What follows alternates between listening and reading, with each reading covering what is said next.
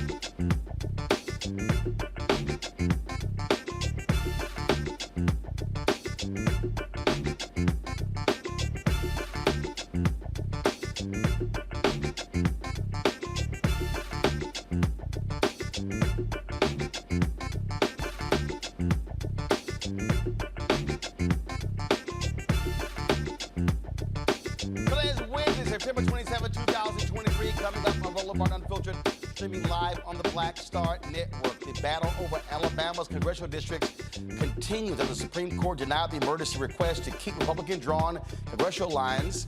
The court-appointed master proposes various options. We'll talk with the head of the NAACP Legal Defense Fund about this enormous fight. We are days away from a government shutdown if Congress cannot agree on a plan to keep it running. The Senate, they passed a bill. Now it goes to the House. Republicans say it's DOA. Folks, federal child care funding is set to expire on a Saturday, leaving millions of families without child care options. We'll talk with the president and CEO of the Children's Defense Fund to find out what is happening there. Plus, a Pennsylvania judge dismisses the murder charges against a former cop who shot a motorist within seconds of confronting him. It is time to bring the funk on Roland Unfiltered on the Black Star Network. Let's go. He's got it. Whatever the miss, he's on it. Whatever it is, he's got the scoop, the fact, the find. And when it breaks, he's right on time and it's rolling. Best believe he's knowing. Putting it down from sports to news to politics. With entertainment just for kicks, he's rolling. It's on go, roll, y'all. It's Roland Martin, yeah. Rolling with Roland now. He's funk, he's fresh, he's real, the best, you know he's Roland Martin now.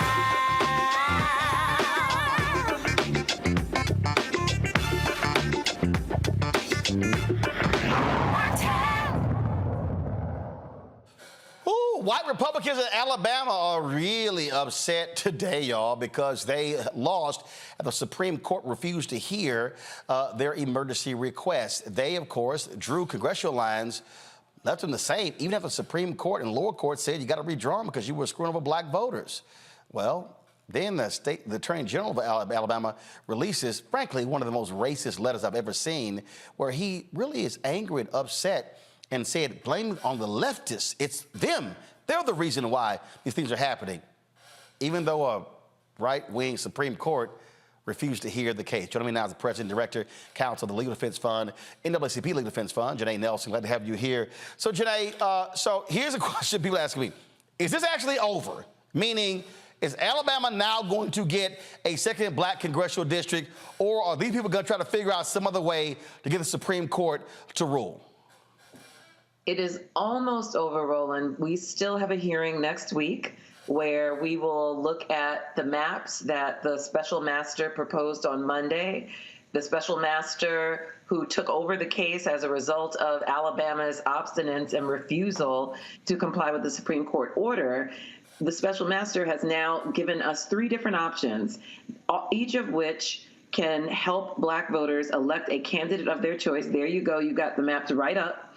And one of them actually creates a second majority black district. The other 2 create a second district where the numbers are above 48%, so a near majority district. So we're very excited about the prospect of finally getting black Alabamians the political power that they deserve, that they have long been denied, and to finally put Alabama to bed, because this is truly an egregious example of state defiance and massive resistance.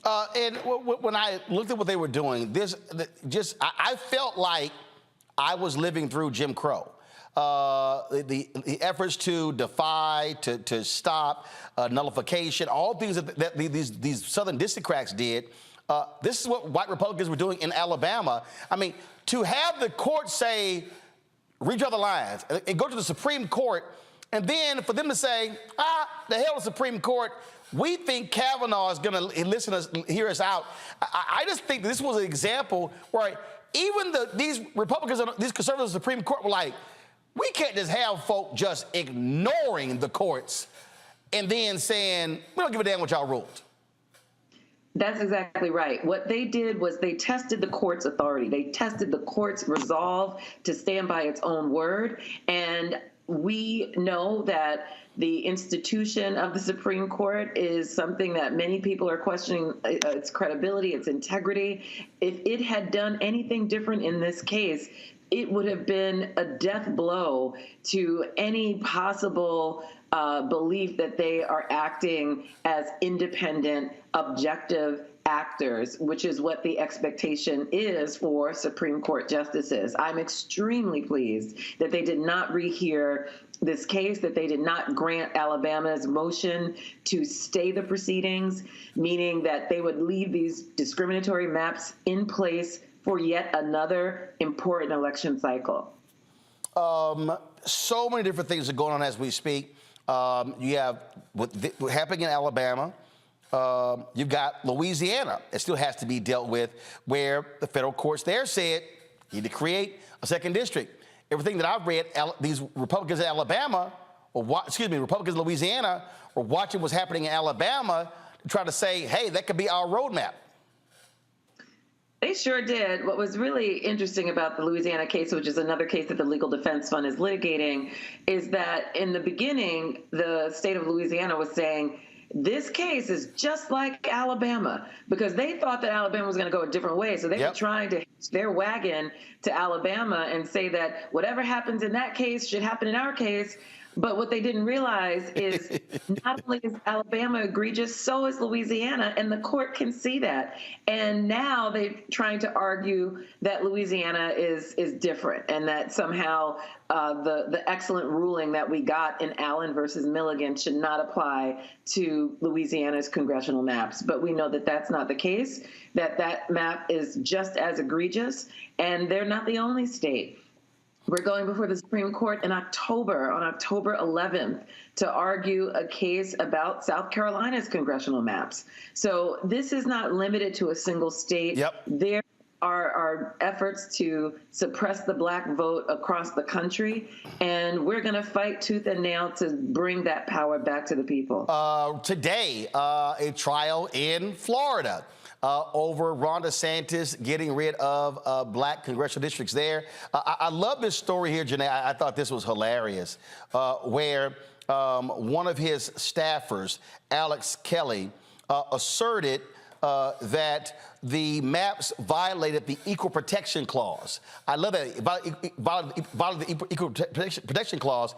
And then one of the judges actually then said, I'm sorry, is that based on a court ruling? Where are you getting that from? And then the guy was like, nah, this is just our opinion. So even if you have these conservative justices who's going, wait a minute, y'all just can't come into court just saying something violates the Constitution, and a judge has never ruled on that. Listen, the license that so many extreme conservatives are taking in this moment to challenge laws that are tried and true, to bring up cockamamie claims and frivolous lawsuits, they abound. And it's important that our judiciary hold the line and make it clear that they're not going to capitulate to these claims that would upend prior precedent and doctrine and would distort key principles in our democracy like equal protection. But we are seeing a lot of that. We're seeing it across the board. You know, don't you love this quote, Janai? The guy said, the Florida Supreme Court got it wrong. I don't know if judges take kindly to a political person saying, oh yeah, the Florida Supreme Court, they got it wrong. I think you're right. And what I call this is overreach. And overreach will sometimes get you yanked up by the court. You're right. So you mentioned going before the Supreme Court, the South Carolina case in October. You got Louisiana. You're dealing with Alabama. This is Florida. You also have the trial going on in Georgia. We have a trial in Texas right now in the moment. There are trials all over the country. The Legal Defense Fund is in the middle of a trial right now in the state of Texas challenging Senate Bill 1, which is a voter suppression law that makes it very difficult to vote by mail, to vote remotely, and also for people with disabilities to be able to cast a ballot. And we are proudly representing some wonderful organizations in this lawsuit, including Delta Sigma Theta. They've been with us every day at trial and showing out and supporting this effort, because all of the organizations that we represent in this suit are engaged in trying to turn the vote out and trying to ensure that Black people can cast a ballot that will be counted. And so when we see an egregious law like the one in Texas, we are compelled to bring a lawsuit and bring our very best game to the trial court, which is what we've been doing over the past 2 weeks, and we will continue next week to bring more witnesses on the stand and to prosecute our claims in that case. Last question for you. I don't think people really understand the war that is being waged in the courtrooms. I often talk about on this show battle in the streets, battle in the suites, and then the battle in the courts. And every day, I mean, we're talking about massive resistance.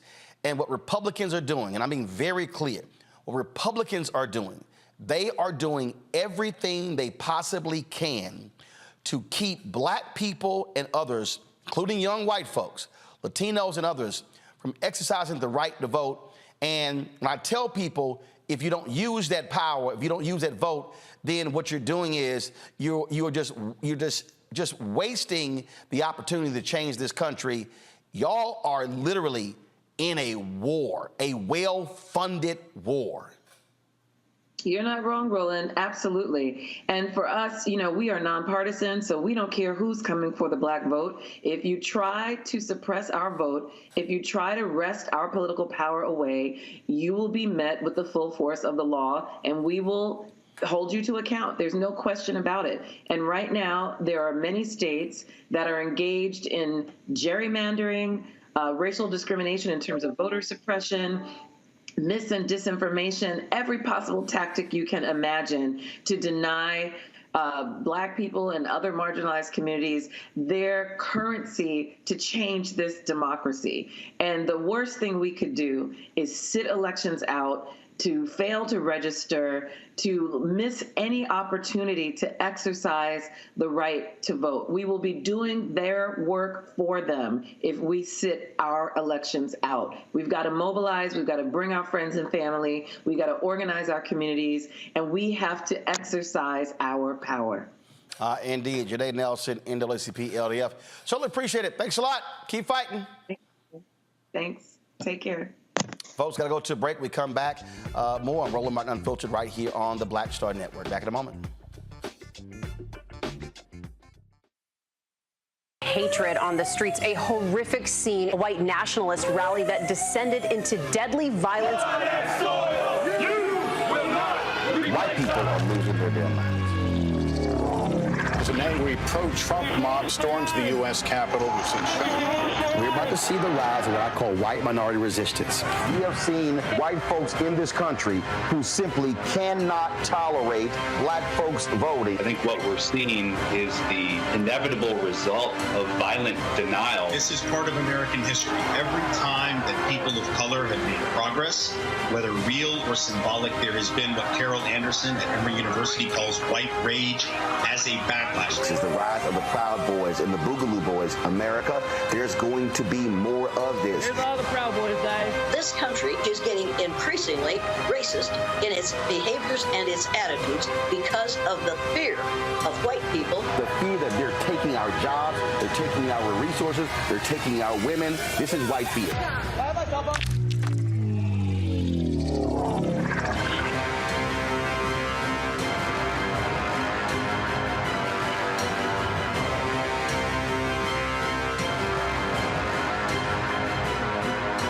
On a next, A Balanced Life with me, Dr. Jackie. Staying balanced is tough enough with the normal day-to-day stuff going on. But what happens when we get the unexpected? It may come crashing down through a bad diagnosis for either you or a loved one. My son, he actually was diagnosed with non-Hodgkin's lymphoma, and it came at a very challenging time in my life. I had a lot going on with starting a new business. How to cope and even stay balanced when even the walls are crashing in. That's on the next A Balanced Life with me, Dr. Jackie, here at Black Star Network. When you talk about blackness and what happens in black culture, we're about covering these things that matter to us, speaking to our issues and concerns. This is a genuine people-powered movement. There's a lot of stuff that we're not getting. You get it, and you spread the word. We wish to plead our own cause. Too long have others spoken for us. We cannot tell our own story if we can't pay for it. This is about covering us. Invest in black-owned media. Your dollars matter. We don't have to keep asking them to cover our stuff. So please support us in what we do, folks. We want to hit 2,000 people, $50 this month, raise $100,000. We're behind 100,000, so we want to hit that. Y'all money makes this possible. Checks and money orders go to P.O. Box 57196, Washington, D.C. 20037-0196. The Cash App is $RM Unfiltered. PayPal is R Martin Unfiltered. Venmo is RM Unfiltered. Zelle is Roland at RolandSMartin.com.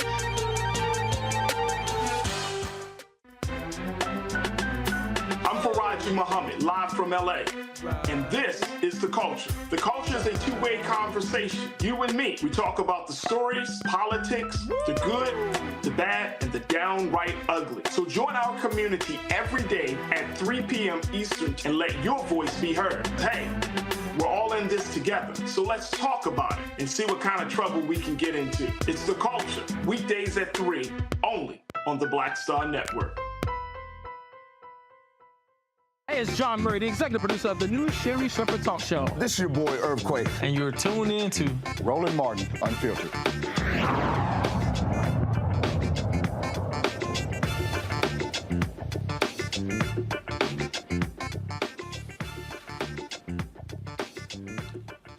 All right, folks, my panel, Rob Portillo, host People Passion Politics, News and Talk 1380 WALK in Atlanta. Jesse Hamilton McCoy, a clinical professor of law, a supervising attorney, the Duke Law Civil Justice Clinic. Teron Walker, founder of Context Media Atlanta. Robert, I want to start with you. Again, legal battles. The audience really has to understand that our black civil rights organizations, NAACP, LDF, Lawyers Committee for Civil Rights Under Law, Transforming Justice Coalition, we can go on and on and on. These folks are doing battle. I mean, they are doing legal, legal fisticuffs every single day all across this country, trying to stop the onslaught of attacks on black voters. Robert, you're on mute. All right, I think that's better. Look, Roland, you're absolutely correct. And remember, it's not just black voters they are attacking. If you look at the farmers, where the Biden administration allocated $10 billion to them, you have Stephen Miller and his group suing, claiming racial discrimination against white people in that situation. If you look at hiring programs that have been put in place to increase diversity across the federal government, you're having conservative groups sue on that. The group of women who are investing in black female-led businesses, groups of conservatives are suing there. There's a reason that Mitch McConnell and Donald Trump attacked the judiciary. Donald Trump appointed over 300 judges while he was in office. Mitch McConnell stole Merrick Garland's seat in order for them to have a majority on the Supreme Court. It's because they anticipated this exact same battle to come. And these fights are taking place in courtrooms around the country. And a lot of times they don't get the same headlines, they don't get the same attention, but this is where the new front in the Civil War, the Civil Rights Movement is. It's happening in courtrooms around the country, and we have to be aware of that. We have to donate to these organizations. Young people going to law school, we need more civil rights attorneys. Don't just go to the big firms. We are going to have to be ready to fight this battle because, as you said, as white people become a minority in this country, they're starting to avail themselves of the 14th Amendment. They're starting to claim equal protection violations. They're starting to claim that they're being discriminated against under the Civil Rights Act of 1964 and Voting Rights Act of 1965. They're taking the exact legal framework that was put in place to protect the African Americans or other minority groups, and they are using it to fight against the diversity, equity, and inclusion of black and brown voters nationwide. We have to be ready for these battles, and we have to be ready to fight back. You know, Jesse, the thing here, when I say it well-funded, I mean, look, when you have this white conservative, former leader of the Fairless Society, Leonard Leo, where this billionaire literally gives him $1.6 billion to use any way he wants to, that's serious. That's a serious amount of money to be going up against, and they are deploying that money all over this country. Absolutely. And the issue is that they know that on the other side, it takes a coalition, it takes a joint effort for us to be able to even stand in those courtrooms and continue to fight with such money interests. But I think it's also a good opportunity for us to see how important and how powerful our vote is. The fact that people still walk around convinced that voting doesn't matter, yet there are groups that are willing to invest a war chest, a treasure trove of money in order to keep people from coming out to vote and having the legal ability to vote, or to minimize the power that your voting bloc can have through gerrymandering. Shows you just exactly why you should be eager to go down to the polls and cast a vote to guide the direction of the nation that you want to see. Not just the nation, but the state and local government that you want to see and the policies that you want to implement. Teron, we talk about, I mean, just lawsuit after lawsuit after lawsuit. And then when you look at what they're saying, when you look at the Attorney General of Alabama, when he when he released this statement, I mean, it was so offensive to non-white people because he literally, go to my iPad, he literally says that the state is now going to be forced to have a racially gerrymandered court-drawn map for the 2024 election cycle. No, dude, y'all drove a racially gerrymandered map. They are so angry that even conservative judges were like, you know what, even this is too much for us. You know, this is why I talk so much about the power of media narratives. I think we really need to have a conversation in this country, especially among Black people who are concerned about the well-being of our culture and our political standing, to have a conversation about how you have to get control of the media narrative. And like it or not, the Republicans and the far right are very, very, very good at controlling a narrative or taking a narrative, twisting that narrative and making it say something else. The people who believe in that, even though they may not even know that that's the truth or not, are going to run with that because in their mind, like you said earlier, white people are on the decline, and anything that's going to push back against that or feeds into that fear, they're going to go with. So that sort of thing doesn't play in a courtroom, but it does play in the court of public opinion, and people have to be aware of that. And like the other brother said, we do need to have conversations about voting, but we also need to have conversations about how we fund these fights and how we push these things. Billionaires on the right are very good at writing checks, like you said, and giving people carte blanche and blank checks to fight and push back against whatever they want to push back against. We got to start going to people who have means. We got to start going to people who we know have resources and directing them to help fund some of these things to push back against that, because if they don't, you're going to see more and more of these things happen around the country. These are test cases. They're going to happen everywhere. Indeed. All right, folks, hold tight 1 second. We're going to come back. We're going to talk about how Republicans are going after childcare. I told y'all these people are not pro-life. They're not pro-family. We'll break it down next on Roland Martin Unfiltered. If you're watching on YouTube, hit the like button, folks. It's important. Join our Bring the Funk fan club. See your chicken money order. P.O. Box 57196, Washington, D.C. 20037-0196. Cash App, $RM Unfiltered. PayPal, R Martin Unfiltered. Venmo is RM Unfiltered. Zelle, Roland at RolandSMartin.com. Roland at RolandMartinUnfiltered.com. We'll be right back. Next on the Black Table with me, Greg Carr. Democracy in the United States is under siege. On this list of bad actors, it's easy to point out the Donald Trumps, the Marjorie Taylor Greens, or even the United States Supreme Court as the primary villains. But as David Pepper, author, scholar, and former politician himself says, there's another factor that trumps them all and resides much closer to many of our homes. His book is Laboratories of Autocracy, a wake-up call from behind the lines.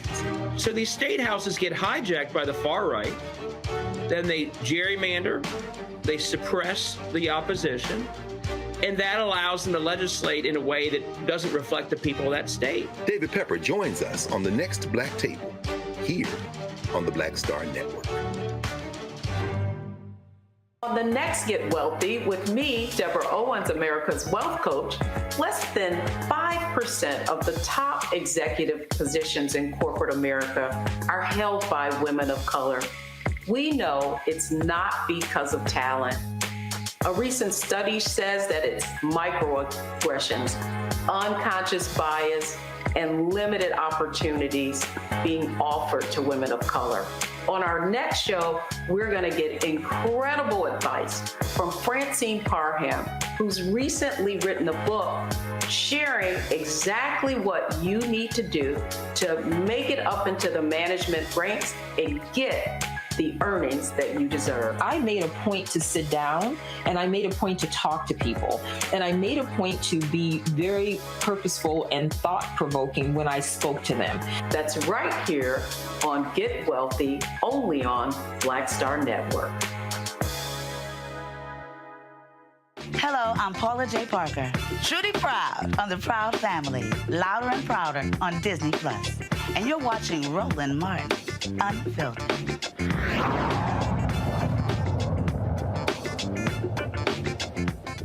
On Saturday, 3.2 million children will lose care because the funding for the 70,000 child care programs is set to expire. Those monies came from the emergency child care funding as part of the American Rescue Plan Act that helped improve workers' compensation and cover expenses, including rent and the cost of personal protective equipment.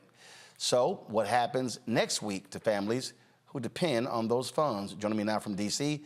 is Reverend Dr. Starsky Wilson, the president and CEO of the Children's Defense Fund. Doc, glad to have you here. So what then happens? What's interesting is that when you hear folks on the right say that they're pro-family, if they're pro-life, well, doesn't really jive when you look at the cutting of resources for children and child care. Yeah.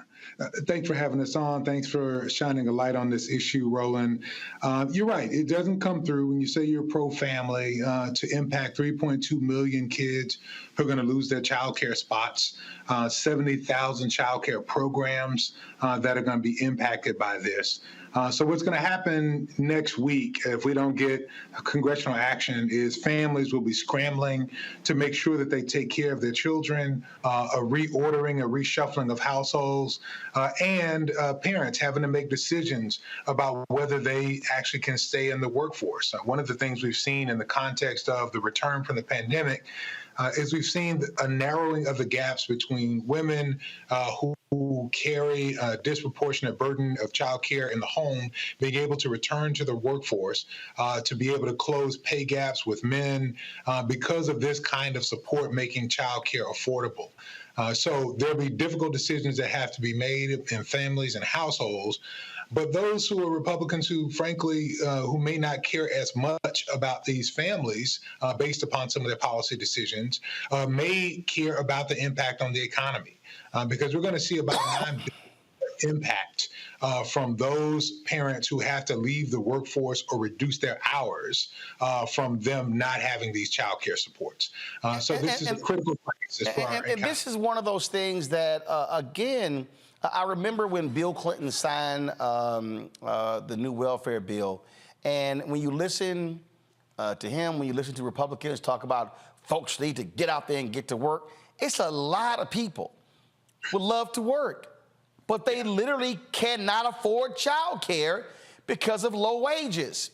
And if I have a choice where I could go on, I can get welfare, I can get assistance, and to care for my child versus taking a job and I can't get them get the child taken care of, then what am I supposed to do? That's what drives me crazy the most in these conversations. Folk literally don't sit down and say, okay, over here you're bringing home $900 a month, and over here the child care is $1,500 a month. Yeah, you're right. I mean, the math ain't mathing, right? So it costs, by most estimates, about $11,700 a year for childcare. Those are the estimates for those of us who are taking care of children in America for an individual child. So you begin to reduce that from a lot of folks' paychecks, including, frankly, those people who are taking care of our children. The average childcare worker in America makes less than $15 an hour. So we've got razor-thin margins in the childcare centers. We've got folks who are working there not able to take care of their own kids in the same way. And when the average American is trying to make decisions about whether they can afford to work, engage in the self-fulfillment that comes from the dignity of work outside the home and in the home, they're making that decision based upon economies where childcare is just not affordable. And the reality of this support going away is that the folks who are running these childcare centers are going to have to make decisions about whether they can continue to provide the kind of subsidies and scholarships that parents have come to enjoy over the course of the last few years, or whether they're going to have to raise prices, thus making a challenging circumstance and challenging decision for parents to make even more difficult when the price of childcare goes up. What's the possibility of the money being restored? Well, it's looking really challenging. There are congressional leaders like Suzanne Bonamici from Oregon, Bernie Sanders and others who are trying to drive this, Patty Murray in the Senate trying to drive this. But with the conversations about a potential government shutdown, this is getting tied up. So there has been 2 weeks ago, a Child Care Stabilization Act bill was presented. There were attempts and continue to be attempts to attach this to the supplemental spending bill. But with the pressures, particularly in the House, to reduce government spending overall by 8%, there's still a lack of alignment on government spending overall. So this is tied up. When people are having a conversation about a potential government shutdown, they should be mindful that we're also talking about raising prices for childcare, talking about the crisis for childcare and families having to make this decision, and frankly, compounding this by tying up things like the Health and Human Services Department, which won't be able to issue support for for Head Start. So that'll impact another 10,000 young people. So the chances seem slim right now. This is a work where we need people to call their congresspeople, particularly those in the House who are keeping from some alignment on a spending bill, to make sure that this is a part of the conversation for extending government spending and making sure young people have places of nurture and care. All right, then, Pastor, we certainly appreciate it. Thanks a lot. Thank you. All right, folks, when we come back, we're going to talk about, again, first of all, we're going to deal with these Republicans and their craziness when it comes to trying to stop the shut down the federal government. And this case out of Philadelphia, DA there is now dropping charges against a former cop who killed a man seconds after literally arriving on the scene. We'll talk about that as well. You're watching Roland Martin Unfiltered right here on the Black Star Network. All change is not growth. Right. But thoughtful change is real good fertilizer. And that's what has been so beneficial to us. But you also were not afraid of the pivot. Well, and I'm a black woman in business. Come on, I don't care how I dress up. I don't care who I'm speaking with. I don't care what part of the world I am in. I still am a black woman in business. Being afraid of the pivot, being fearful of change is not what got me here. Respectful of change, respectful of pivot, yeah. Fearful, no, no.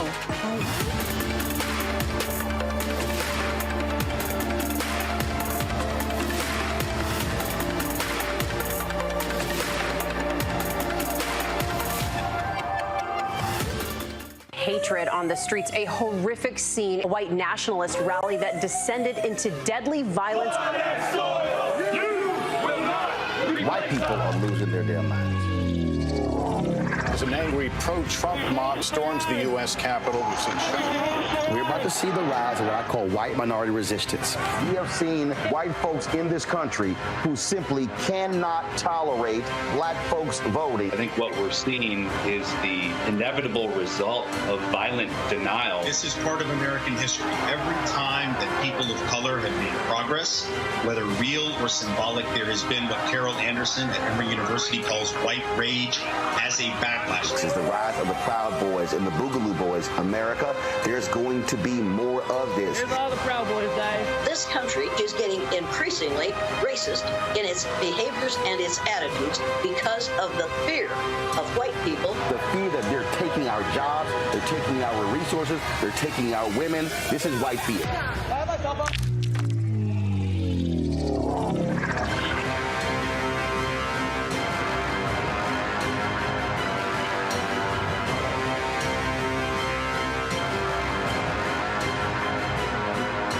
Hi, I am Tommy Davidson. I play Oscar on Proud Family, Louder and Prouder. I don't play Sammy, but I could. Or I don't play Obama, but I could. I don't do Stallone, but I could do all that. And I am here with Roland Martin on Unfiltered.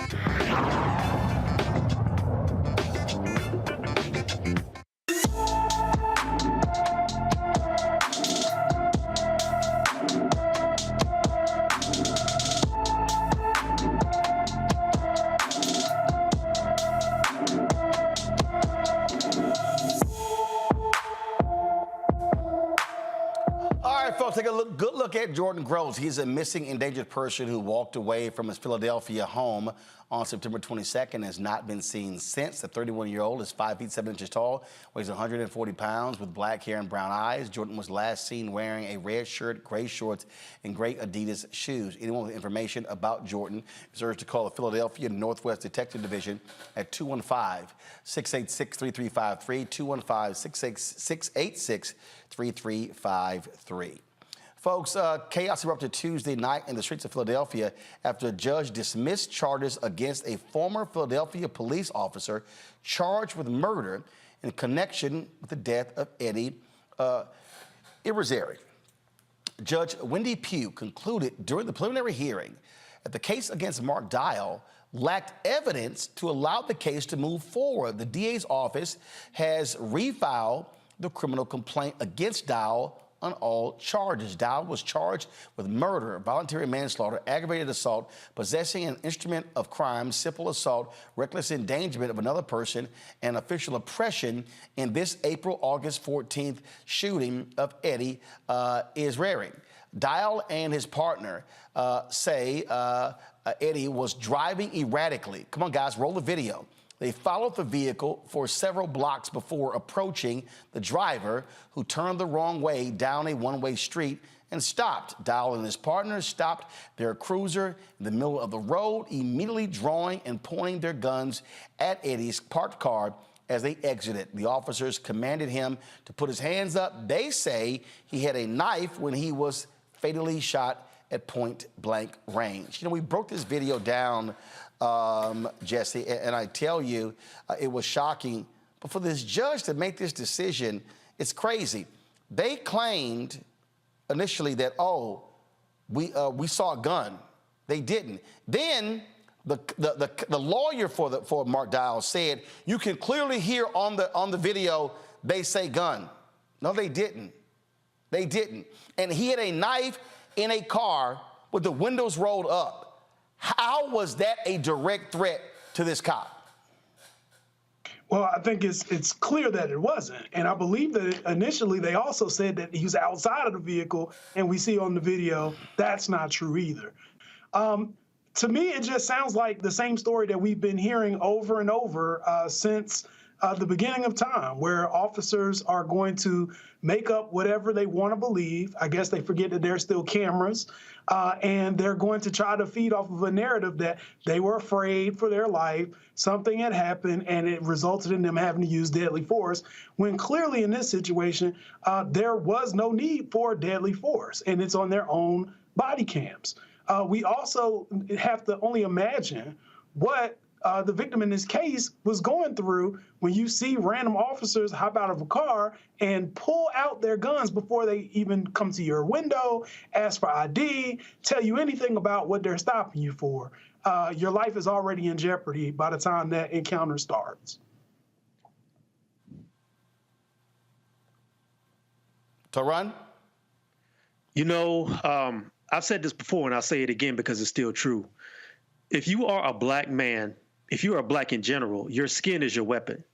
When you're dealing with a system that sees your black body as a weapon, that sees you as a potential threat, you're always going to be carrying a deadly weapon. And this guy right here was Latino. You know, I mean, even with that though, you know, anything that looks browner than a white hand is going to be seen as a threat. What's sad about that is we've seen police time and time again. I mean, we know the story of how they treat people in these situations, but the thing is, we've seen them react nonviolently or be very understanding when there's a mad dog in the street, whether it's a pit bull, whether it's a white person wielding a weapon, swinging it at the police, or having an actual automatic weapon or fully armed.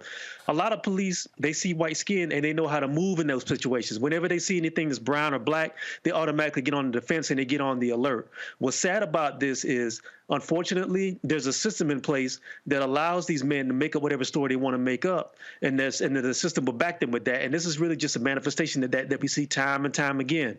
And again, until there's financial consequences to these actions, until there are legal consequences to these actions, you're going to keep seeing this sort of thing repeated over and over and over. Nothing moves in society except money, and until you start making people pay for that financially with these situations, this is going to continue, unfortunately. Robert? Look, Kyle Rittenhouse murdered 2 people in a big crowded area. He then walked towards police with an AR-15 on his back and went home. Police didn't shoot him. They didn't surround him. They didn't attack him or accost him. He just went home after that. And police are going to, at some point in time, explain why people like Kyle Rittenhouse, why people like the Buffalo shooter, why people like the killer at the Mother Emanuel AME Church, Dylan Roof, why those people are suddenly able to leave the scene alive. But when there's a black or brown person who is unarmed or potentially has a knife inside of a car with the windows rolled up, why they are such an existential threat to require an extrajudicial execution by the federal government. I think that's a conversation that law enforcement needs to have with the community about why Kyle Rittenhouse can murder 2 people and have an AR-15 on his back and no officers feel panicked enough to shoot him, or Dylan Roof can murder 9 people and get taken to Burger King. But yet and still, if a Latino boy or a black man has a knife or is unarmed, they see that as so much of a threat that they have to make the fight or flight decision to murder that individual. This is a conversation that America's not ready to have. And this will put an extra emphasis into Congress going into this election year. We've been talking about passing comprehensive criminal justice reform and police reform for decades now. We had the entire George Floyd summer of 2023. We had promises made to communities that we would pass comprehensive police reform and criminal justice reform. It has not happened yet. You got a dozen Republicans running on that side of the aisle. Force them to have a conversation about what they will do about this issue. Force your congresspeople and your senators to explain why they have not made this a top priority. I saw on conservative media, they spent so much time last night talking about the protests last night, talking about people who decided to start looting during the protest last night. But what they didn't talk about is what caused that. And what caused it is a legislative failing in this country that still allows the extrajudicial execution of individuals with no consequences or repercussions, and a legislative system that refuses to address it. Until it is addressed, we will continue seeing this happen. Folks, I got to play this for y'all because I just saw this and it was just way too much fun. So, you know, these Republicans have been out here talking about, you know, going after Hunter Biden and Joe Biden. And one of these people is Jason Smith, Republican from Missouri. And so that was a news conference where he was bringing things up. And so this NBC reporter began to then question him on his timeline. And if you want to see what happens when you just sort of ask a basic question, and all you're looking for is a basic answer, and they can't give you a basic answer, then all they do is act a fool. Watch this. Mistaken, August 7th, 2020, Bill Barr was the Attorney General and Donald Trump was the president. So explain to me where the two-tiered system of justice comes into play. And then the WhatsApp message you have, I believe, is dated June 6, 2017. Joe Biden is not vice president or even a candidate for president at that time. So where is the direct connection to some sort of criminal malfeasance within these 2 pieces of evidence? Well, I think the facts speak for themselves. There's over 700 pages of examples of where people should be very concerned. When you're talking about what was your first question? It doesn't matter who's in the White House.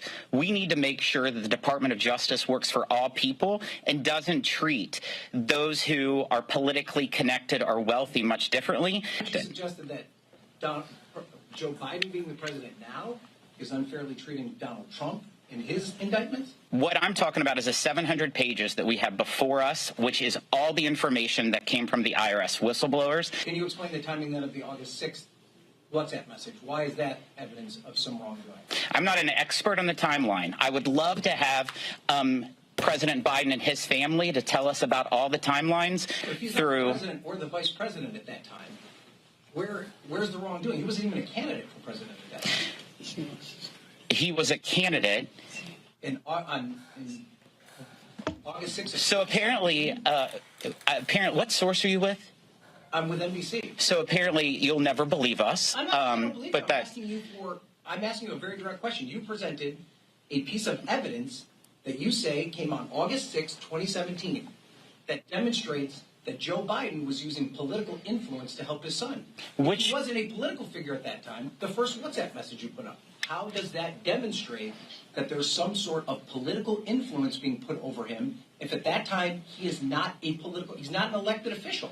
I'm definitely not going to pinpoint one item. I think we've outlined numerous. The first thing that you brought up. So apparently you don't agree with it. So report that you disagree with it. I'll take the next question. If I'm not mistaken, August 7th, 2020. Oh my God! Yo, Robert, it's kind of a basic question. How you going after somebody for so-called illegal acts when they were president or vice president when they weren't even in office? I'm not going to lie to you. I did not expect for his voice to be that light. Like, I never saw that guy or heard of that guy before, but I had no idea his voice was going to sound like that. So it took me out for a couple seconds. It was an interesting You know that boy voice. that had no bass in his voice? He got a little bit of. You know he had no bass. He all treble. Look, I'm just saying, I ain't expected. It was I expected a smaller man to have that voice. I expected him to come out sounding like Bull Connor. I wasn't expecting that. But look, this is the thing that Republicans keep doing. They keep shooting themselves in their own foot. Every time they think they have some momentum, you have the poll numbers showing Donald Trump up 10 points. You have questions about Joe Biden's age. You have questions about inflation and the economy. And then they just come and do something stupid to take attention away from that. So first you have the poll numbers come out that aren't looking great. Then Lauren Boebert heads down to the theater and has her good time. Now that becomes the story. Next, you have these questions about economic growth and GDP numbers. Then Republicans decide they're going to start this debt ceiling fight for no apparent reason and take attention off of that. Then you have this question of Joe Biden and the assistance he's providing to Ukraine and whether or not people agree with that. And then Republicans come up with this crazy-ass idea that, hey, well, we found something about the president's son's homeboys' text messages that show something. They can't keep on message. They can't create any kind of winning strategy. It's one thing that you lose every election. It's another thing that you are the cause of your own loss. I think we'd be in a healthier nation if you had a functioning Republican Party that actually had competing ideas. But when it's just a series of crazy people and scandals with surprisingly light voices, it becomes very difficult to take them seriously, and that forces people to really pick one side or the side of sanity. Well, I can't take you seriously when your timeline's all screwed up. Hell, you can't count. Absolutely, absolutely. But I think what's interesting is when all else fails, they always go back to this kind of deep state mechanism. You don't believe us. You obviously won't believe us because you're partisan, right? And this is the narrative that was already created to justify anything that our former president was able to do that was highly illegal. Anytime that somebody shines a light on the information that he's doing or the bad things that he's doing, it's always a witch hunt. It's always the deep state. It's always convincing people who want to believe in racist ideology anyway, that somehow the country and all of the mechanisms that we didn't necessarily design, but that they designed, are now working against their interests. So to the point that even a member of the media, of respected NBC media, who's just asking simple questions about the timeline and trying to understand what the argument is that is being made with the pieces of evidence used, can't get a straight answer. And when there's no straight answer to provide, we run back to the government is after us. Ron. You know what? While watching that, you remember the old Saturday Night Live clip for Chris Farley when he played the motivational speaker, when he had the tie buttoned up to his neck with the too tight shirt and he was doing all this? That's what that looked like, man. It was crazy to see that. But what's funny about it is this shows you the power of ideology over ability, because that guy knows, even though he was woefully underprepared for that press conference, and I got to commend that reporter for staying on him like that, his fan base and the base of that guy is going to still rock with that, because as long as you say certain buzzwords like, you're not going to believe us, you're fake news, you're the government, you're the media, people are going to just accept that and they're going to go along with it. What's crazy about that is if you are a Republican and if you have any concern about your party, I would think that you would try to find people who are more competent to be able to get in front of the media and explain your points. That was just sad to watch. It was crazy seeing that, and I can't believe that guy was able to get out there and do that. But we live in this economic time now. We live in this political circus that we live in, so anything is possible. It was wild. I think it was hilarious. First of all, Ron, Jesse, Robert, I appreciate both of y'all being on today's show with our panel. Thank you so very much. Folks, got to go to break. We come back. We went to Liberia. I chatted with a number of different people, including a Liberian businesswoman talking about what she is doing to grow the economics of that country, which celebrated its 200th bicentennial last year. It was founded by formerly enslaved people of African descent. And so we have that as part of our continuing conversation about the country of Liberia. You're watching Roland Martin Unfiltered right here on the Black Star Network.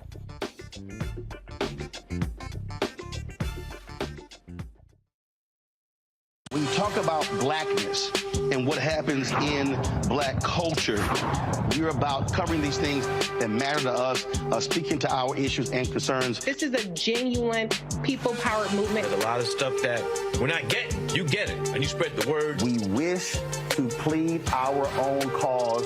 Too long have others spoken for us. We cannot tell our own story if we can't pay for it. This is about covering us. Invest in black-owned media. Your dollars matter. We don't have to keep asking them to cover our stuff. So please support us in what we do, folks. We want to hit 2,000 people, $50 this month, raise $100,000. We're behind 100,000, so we want to hit that. Y'all money makes this possible. Checks and money orders go to P.O. Box 57196, Washington, D.C. 20037-0196. The Cash App is $RM Unfiltered. PayPal is R Martin Unfiltered. Venmo is RM Unfiltered. Zelle is Roland at RolandSMartin.com.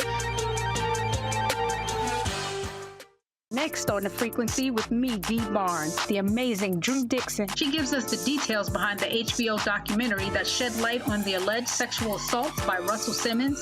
And we're talking about the Netflix documentary, Ladies First, right here on The Frequency on the Black Star Network.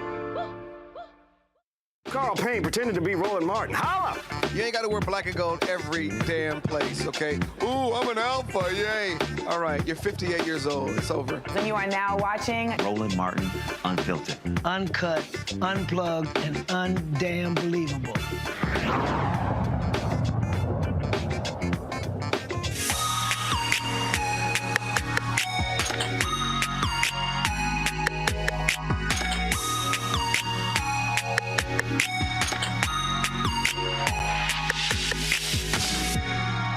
Hey folks, we're here in Liberia, of course, celebrating the 200th bicentennial of this country. And we've been having different conversations during our visit. And so I want to talk about economics, and not from the government perspective, but also from the private sector, from the business perspective. And so when we had the VIP dinner on our first night, ran across this sister who was a CEO, and I said, well, look, I said, let's chat. And then I went to her LinkedIn, and I swear she got about 15 businesses. And I said, what's going on here? I said, it has to be a great conversation.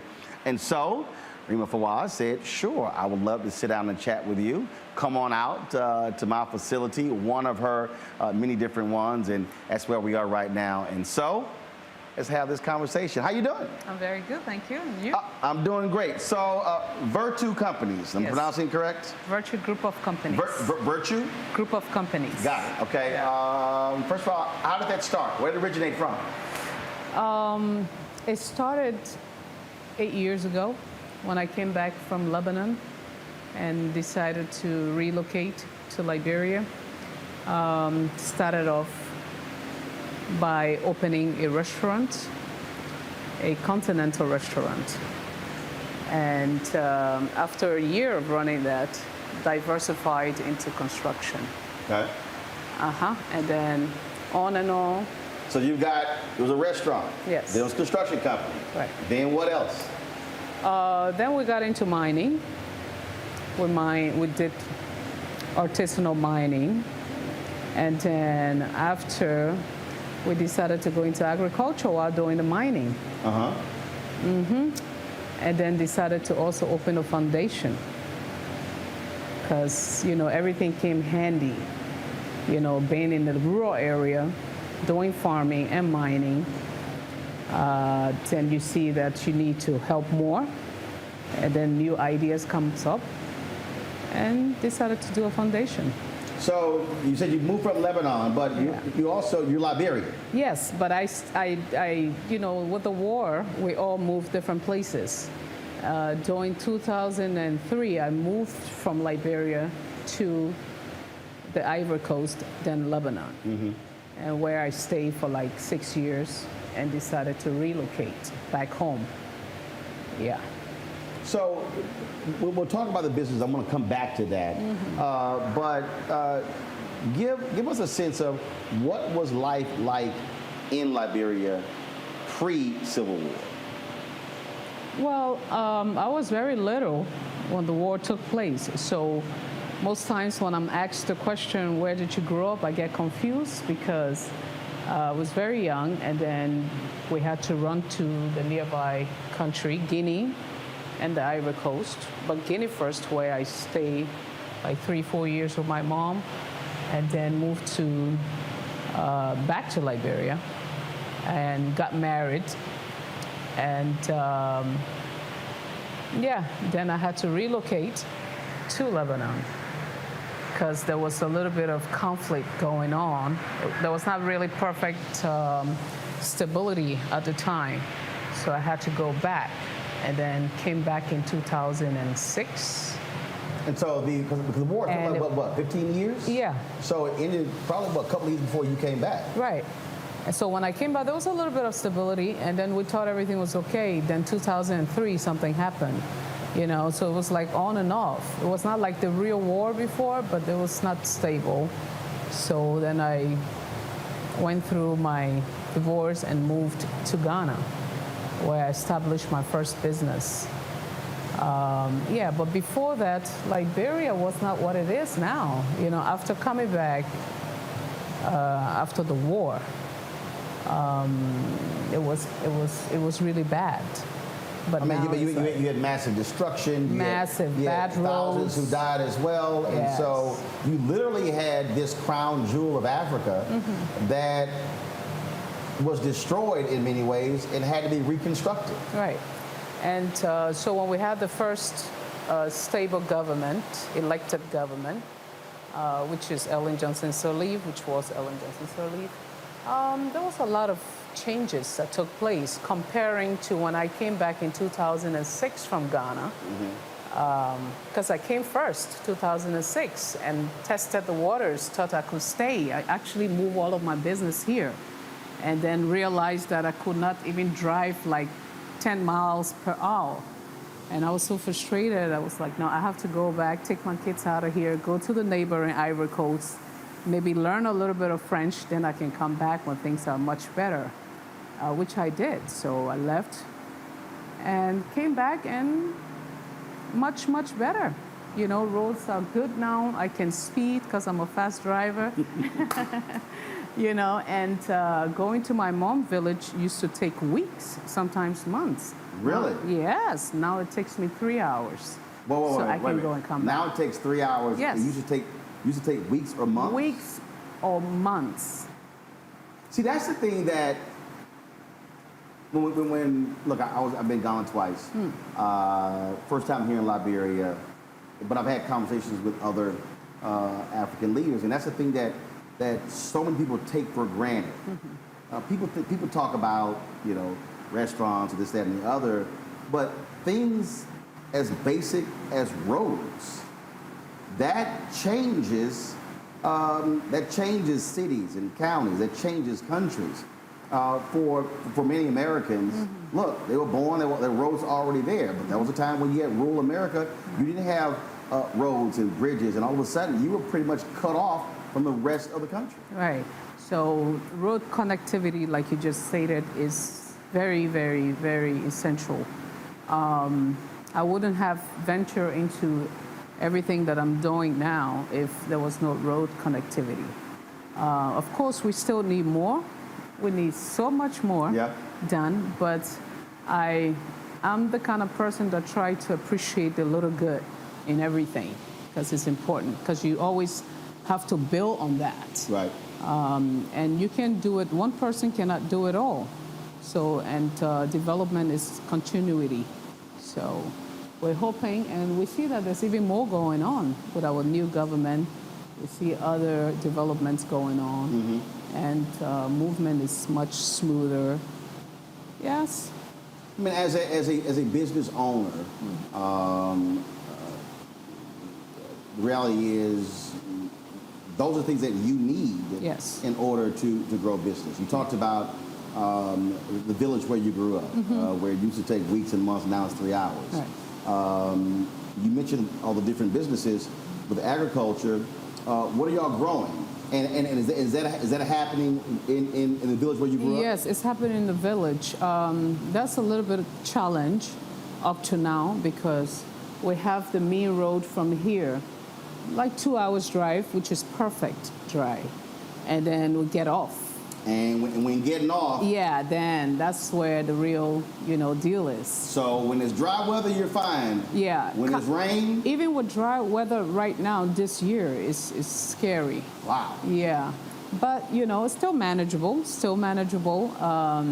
We're still talking about community development. We're talking amongst ourselves on how we can maintain the road until the government can take it to the next level. But from my village to my farm is also another challenge. Mm-hmm. So what I did a few years ago was I had to take on the responsibility to open a road that was open for the first time in 1977. And so you can imagine since 1977 to 2001, so it was all forests and everything. So I had to open that road. You did it? Yes, I had to. Because? I had to. That's my grandfather's land, and we also have neighboring farmers. So I opened it in a way where we could all access, But we still do have some challenges, moving the crops from farm to market. Most times, if you don't have easy access, what happens. Things go bad, losses, and all that. So how does somebody who majors in fashion end up construction, agriculture, restaurant? I mean, what? Were you bored, or did you say, I have all these interests. I'm just going to do multiple businesses? Yeah. I think the thing is I'm a multitasker. I get bored easily, and I see possibilities and opportunities in everything. So started in fashion, was married, and then needed to just... Was it a fashion business in Ghana? No. Yeah, in Ghana, right. Yes, but the school... Where you made clothes? Yeah, but the school came after Ghana. Ah. So I actually got some of my inspiration from there. So you were making clothes, yes, and then decided to go to a fashion school. I had a partner that lived in New York, and she was a model. So we kind of collaborated because I had the space, right. I had a nice lounge in a restaurant, then I had a fashion boutique in there, and then I started making my own little clothes. So when she came by, she loved the idea because my boutique opened only during the night. We don't open the store during the day. Yeah, restaurants open during the day and everything, but the fashion side of it is open during the night. Wow. So we used to do like fashion shows and then put our stuff on display. So she was like, I'm interested. I'd like to work with you. So we collaborated and had our own fashion line, which was called Rima Fame. Mm-hmm. Though it was my name. Rima Fame. Yeah. Okay. So that's how we called it. Now, do you still make clothes? Yes, but occasionally, not at the level that I want to take it later, because it's my passion. So you want to go back to expanding that part of your enterprise? Yes, that's going to be the fun part of it. Yeah, where you can come from the bush and from the farm, and then get into another building and just be a different person, beautiful, nice in different clothing, and just show the difference in between there, that you can enjoy both life. What is the condition? What is the situation here for business owners, for entrepreneurs? Are you getting the kind of growth that you expected? Are you seeing people excited about starting their own ventures and building them up? And then what kind of assistance is the government giving? Okay. First of all, let me start with the last question. So far, no assistance from the government. I'm not complaining, but there's no assistance from the government since I started my business. But with my personal business that I've started 7 years ago, 8 years ago, at this point in time, my expectations was not what it is right now. Because when I started... Meaning, were they bigger or smaller? No, they were bigger. They were better. They were moving. I mean, there was prospect. You had hope that, okay, there's stability in my country now, development's going on. Now we have a younger, government coming in play. So, it can only get better. you know, and then so we started since 2012 in Liberia, and that was like the growing stage for us. So in 2018, I thought, okay, I'm not there yet, but I can now sit and observe a little bit and see what I've worked on, see how that is going to play out. Right. And then COVID came. So COVID came, we had all of this open. So you were moving. Yeah. Things were, you had this upward trajectory. Yeah. Multiple businesses are going fine.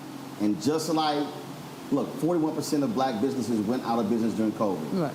COVID hits and bang. Yeah, so that's what happened. I think you can see from the building when you entered. But this building was actually constructed for maybe a future university or a hospital, you know, just lease out the stores to different multiple businesses. But because of COVID and everything else that's going on, we had to just be creative. So when did you acquire this building? I built it from scratch. You built it from scratch? Yes. And so when you say it was supposed to be for school? Yeah, I built it not to run it like what I'm doing now. I built it hoping that maybe somebody can take it and turn it into a nice university. Right. Or a hospital or an office building, you know. Yeah, so, but we built it from scratch. This construction started from scratch. And then, when you move in, then what did you put? So this was a open restaurant? No, it was an empty land, and then I decided in 2014 to start something, you know, like a structure, because with construction, the projects don't come consistently. And in Liberia, you can't just do one business because sustainability is, you know, it's a little, so you have to do something to kind of support the other businesses. So when I noticed construction... So you got to build one business to support the other business. Well, not 100%, but you have to have that balance or something to fall back on just in case. Or as we say, you got your primary and you got a side hustle. Right. So, exactly. So the construction was my primary. And what became your side hustle? Building a multi-purpose building and trying to, you know, lease out or open a maybe construction, building materials. Right. Since I'm into construction. Because don't you have another building down the street? We saw a Virtue something. We saw a sign down. So this is your only building here? Yeah, this is my only building right on this part of the road. But going farther up, where that one, I don't have a sign there. Okay. I don't have a sign there, but I have a property on the beach there. I got it. That I'm trying to turn into a little boutique hotel. That was supposed to be my residence. So, and it's right on the beach. It's a very beautiful scenery. Yeah. So for this one, this is the only building on. So what would you say? So there's somebody out. I mean, I know people have been doing this here. Folks, they've moved to Nigeria. People are moving to Ghana. People are leaving the United States. If there's the person who's watching or listening to this, and that idea, hey, you know what? I'm thinking about moving to Liberia to open a business. What do they need to know and understand? First thing is you have to find someone on the ground with experience. And that's the mistake a lot of us make. Because when we come back, we're so excited about the opportunities. You got an idea, yeah, but it's the reality there. The reality is there. You have to speak to someone like me that have had the first hands-on experience. So what you're saying is, don't come here trying to build nothing and you don't talk to Rima. Because your construction company, what do you build? I do structures, right, and I do maintenance of roads and, yeah, but when you say also talk to someone who's on the ground, you have to understand the dynamics of, it's like somebody may have an expectation for workers.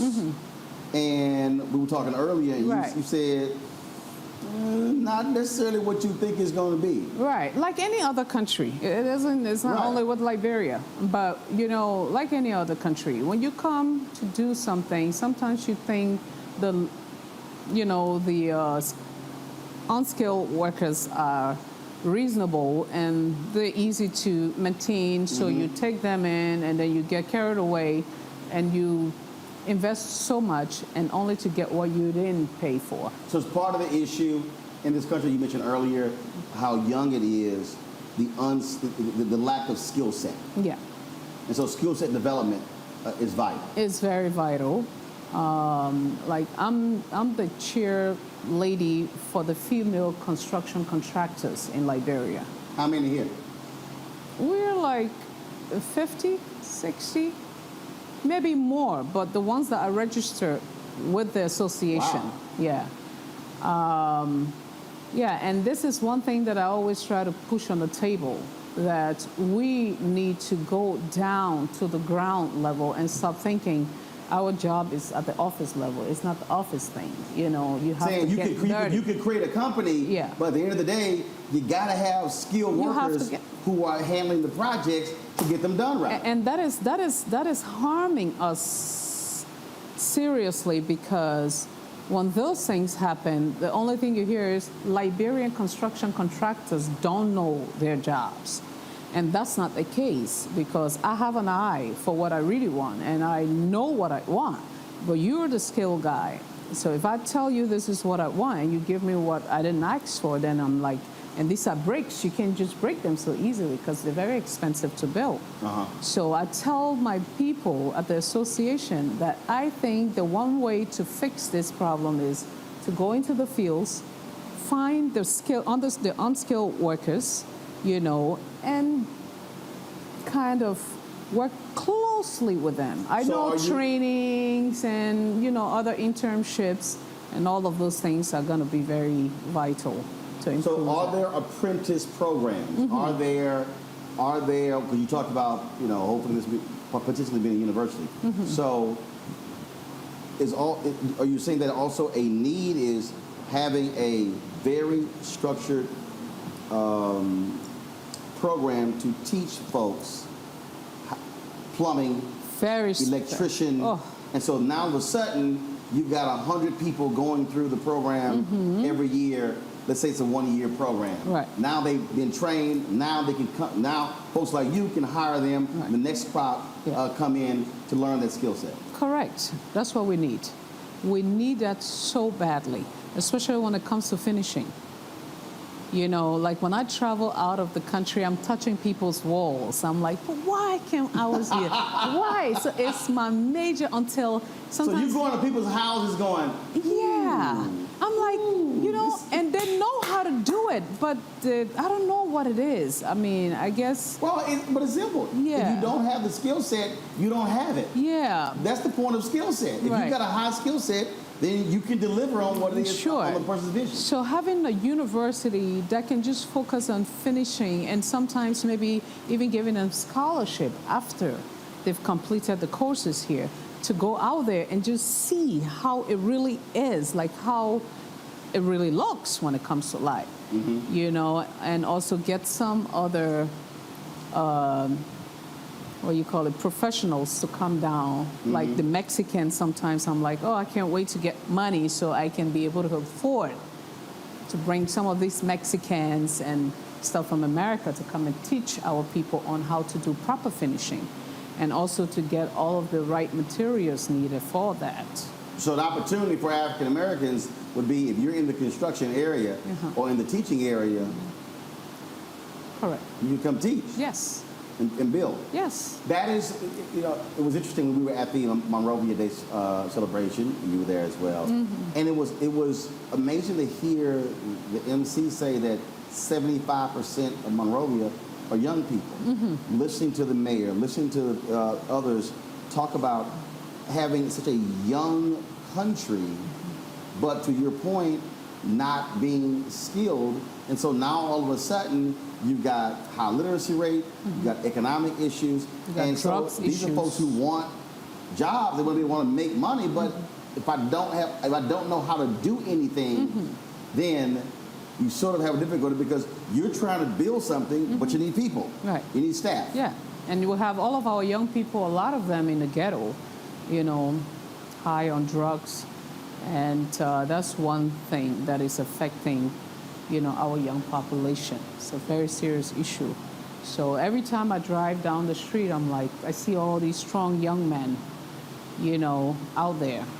So now you have more women trying to do stuff that men do, that men are supposed to be doing for them or with them, you know.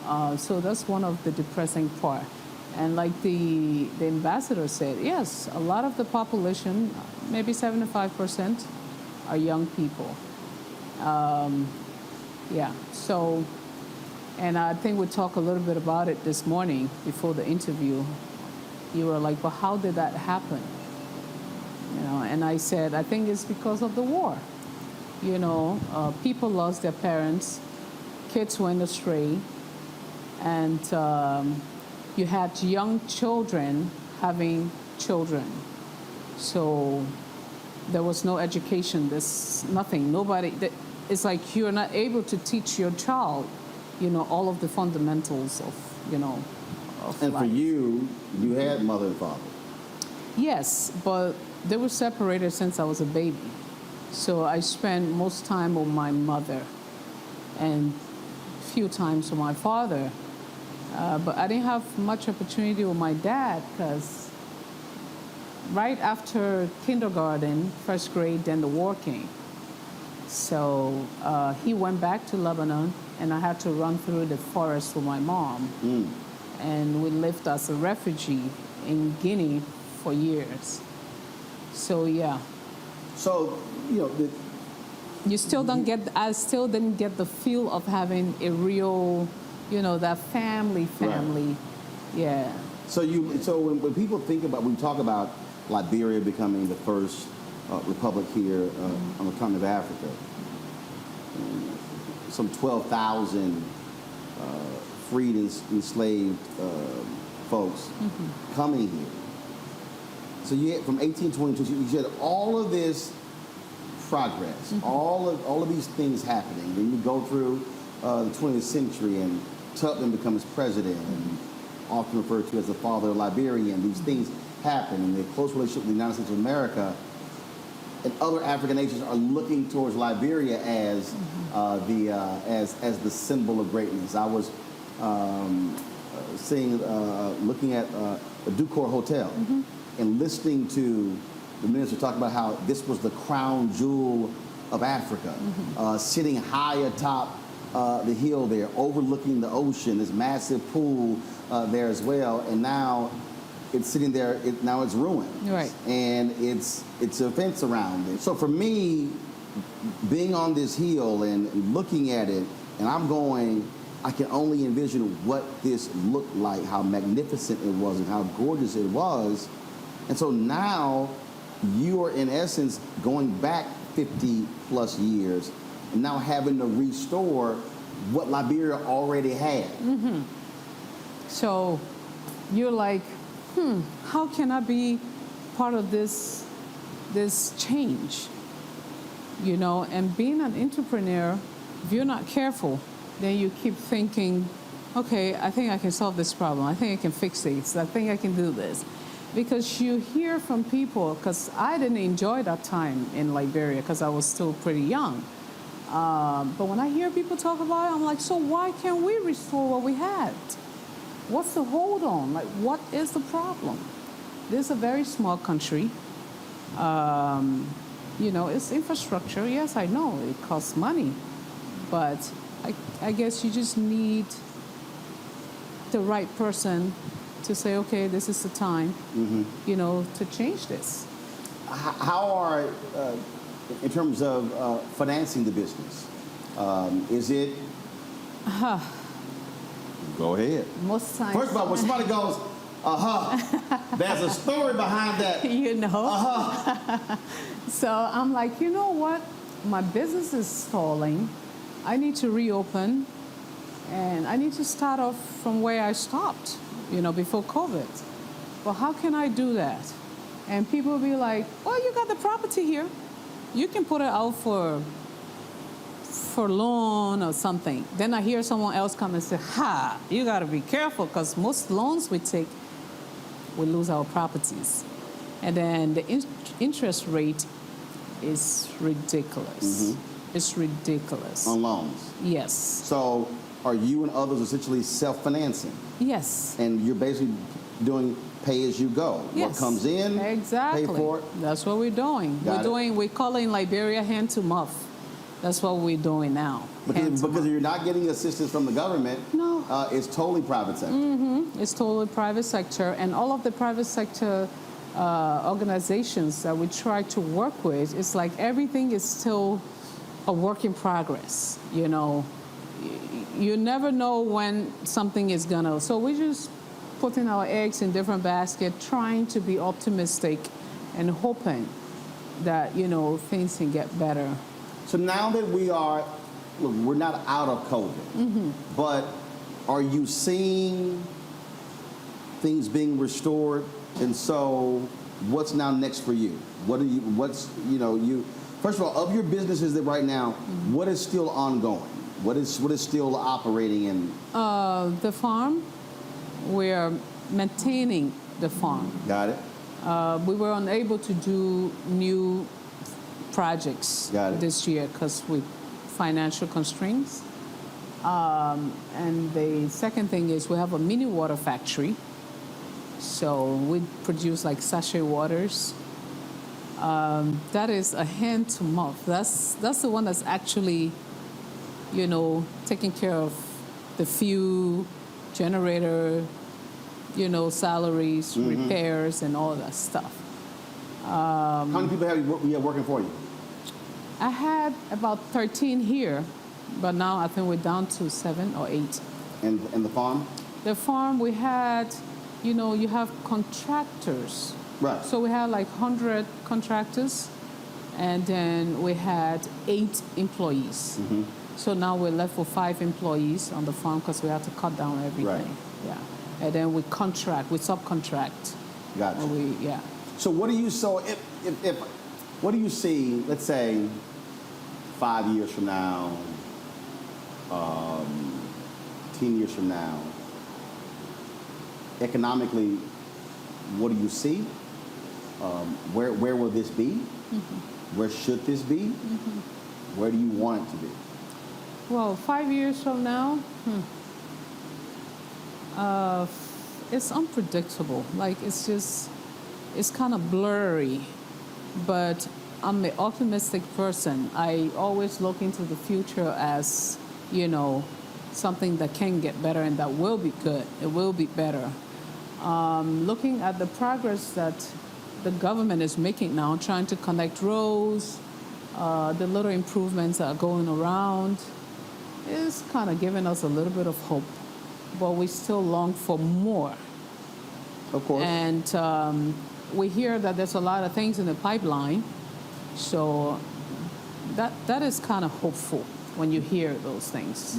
What do you hope comes out of this 200th bicentennial celebration and the effort to tell the Liberian story in the United States and globally? What I expect of this bicentennial, which I really look forward to, because when Ghana did theirs, I was kind of jealous in a good way. I was like, you know. I was there. Yeah, Liberia is known to be the trendsetter in Africa because the AOU and all the other stuff. But why didn't we do this first, you know? But then the reality hit me.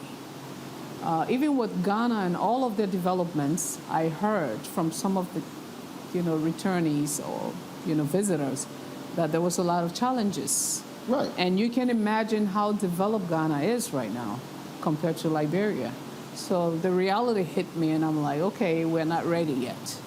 But when I heard that this was coming up for us, I was very happy. And I think more could have been done. I think we still have time to do more. But I hope the government can focus more on connecting those touristic places, because we have beautiful beautiful places in Liberia compared to a lot of other African countries around here. So if we can focus more on tourism and road connectivity, this will make a big difference.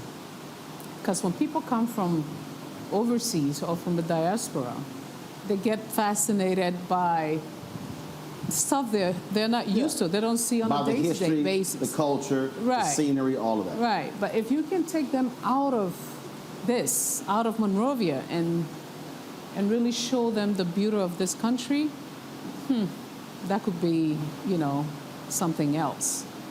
Well, speaking of showing, now's your time to take me on this tour. Okay. So we'll go through the building and you'll explain. So I want you to show me what your vision is for this space that you've constructed. Okay, and I wish we could go to my village, like I told you, because I have a very nice football club, and I have about 130 footballers, all young people, that I take care of all by myself also. Really? Yes, and see, you should if they're in the club, you should have them on the skill side. Yeah. Have somebody teaching them carpentry and construction stuff. Yeah, so we have a tent in the village because we can't afford to construct a, building right now, but it's a huge tent. And that tent was put there to start something like that. So you have 3 kids of your own, but you got another 130 kids. Yes, I do.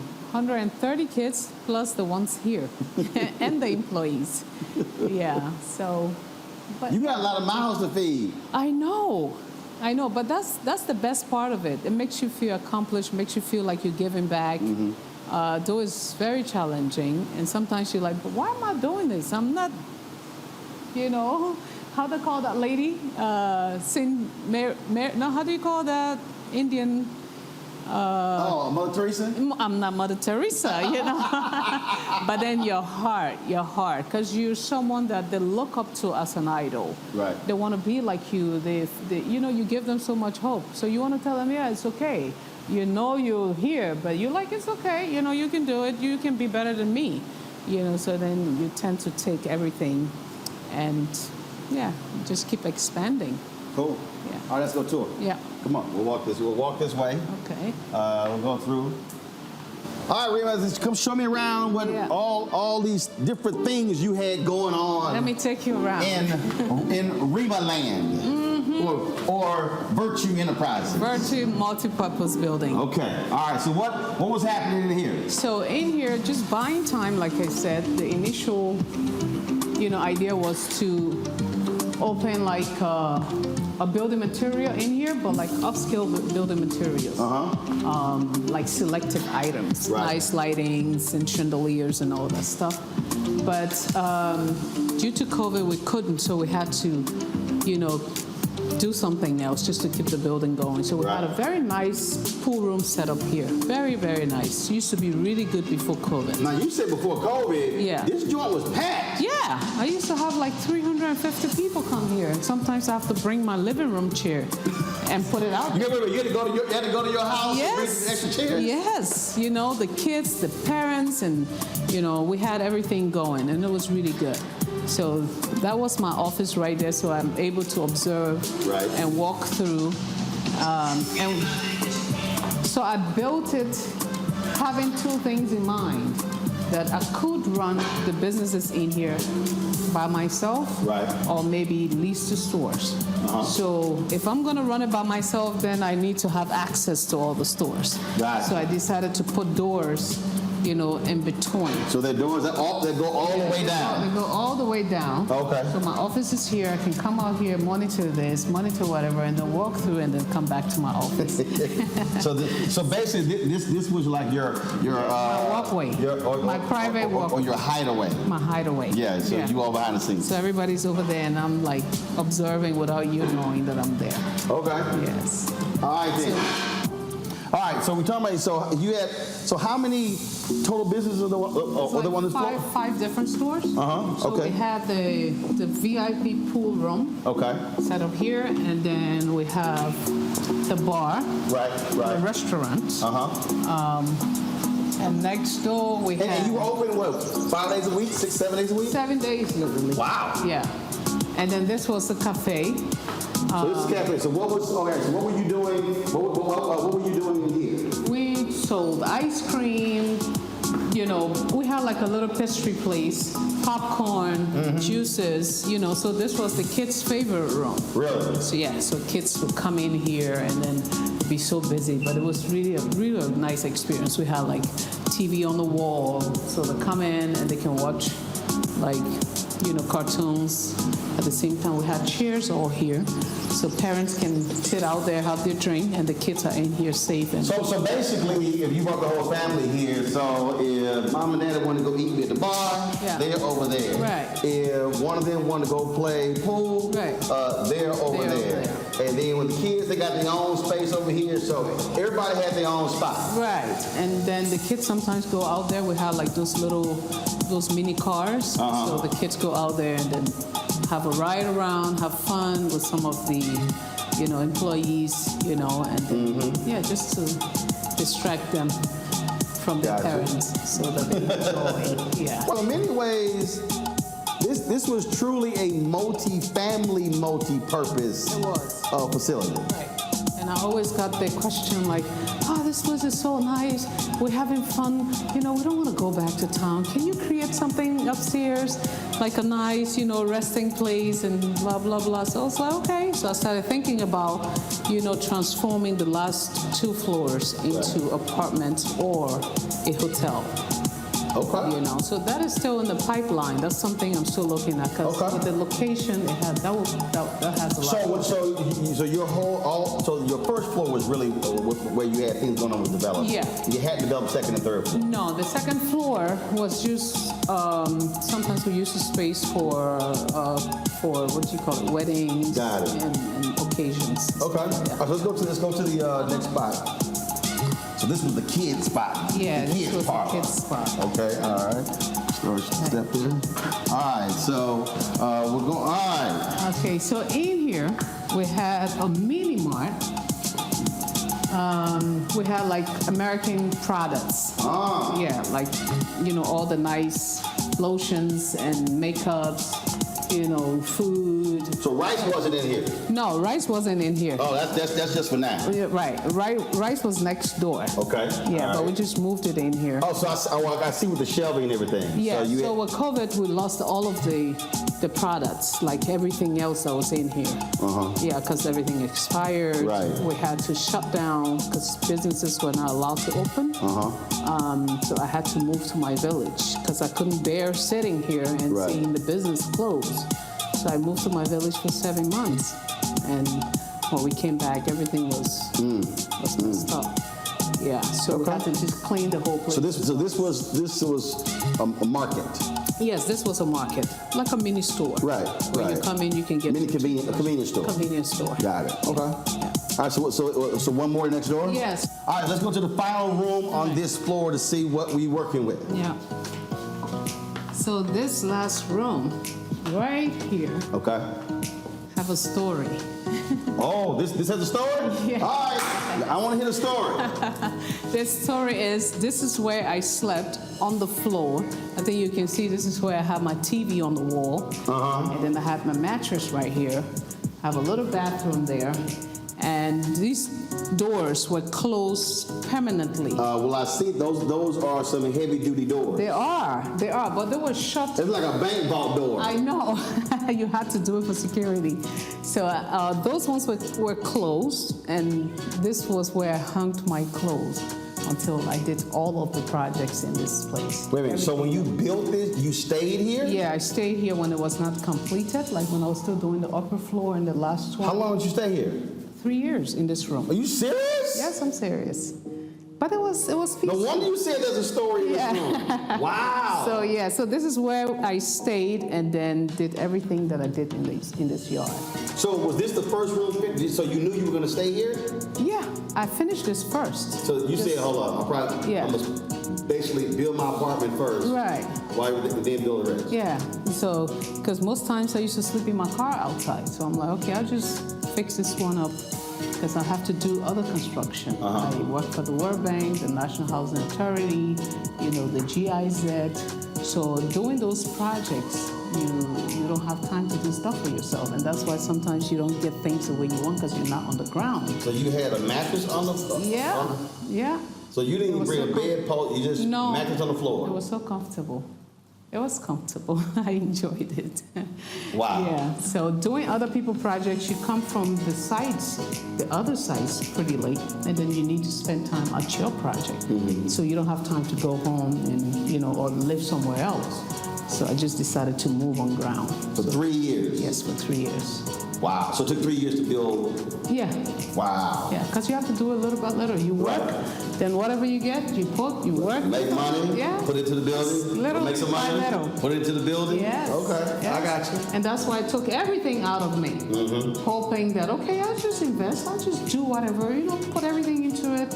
And then I'm very sure that in a few years, things would be great. And then when I started the little, restaurant and all that stuff, and it used to really do well, and I was like, okay, this is hopeful. So kept on putting in everything, and only to get COVID coming in. All right, we're gonna go look at upstairs, because I think you said you had banquets or something like that. You mean up? Yeah, we'll go up. All right, so we got big old wide open space. Yeah, so this is the place we use as a hall for now, just to keep the space going. But the initial intention for building it the way it's built was for furnitures, like local Liberian furnitures. Oh, so that's why you have slanted windows. And so that way, they can see the furniture from the road. Yes. And stop by. Right. So we tried to build a workshop in the back of the building so that we create all of our own furnitures using the local Liberian wood. But yeah, the space is here. Now, we didn't get to do that yet, so we use it for weddings, trainings, etc. Got it? Yeah. Got it. So you thought about that in terms of, but clearly the furniture thing, how that changed, but then you just simply said, all right, let's do something else. Yeah. So what you did, wedding receptions in here? Weddings, birthdays, parties, conferences, like little, trainings and stuff like that. But this is where I was telling you about hoping this place can be turned into a kind of training institution. Right. Or something. I think there's a third floor. There's a third floor that is even wider than this one. Because with this one, we have petitions. So basically offices. Yeah. So upstairs is what, one is large room? Yeah, it's just one large room. Okay. Yeah. All right. So. Yes, we go upstairs. We'll go upstairs? Yeah. All right. Then we'll go in the back. Behind, yeah. To get the water. Right. All right. Cool. Yeah.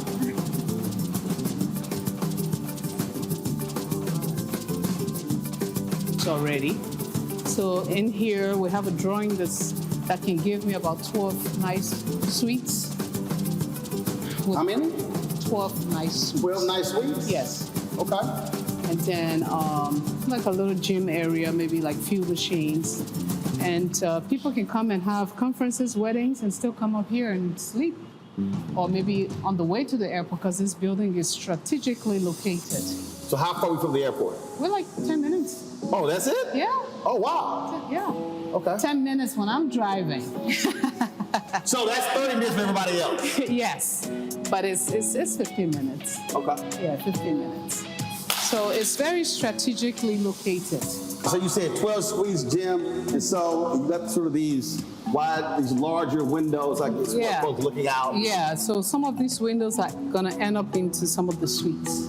Okay. Like most of the suites will be along this side. Right. And then the single rooms will be along this side. Okay. Yeah.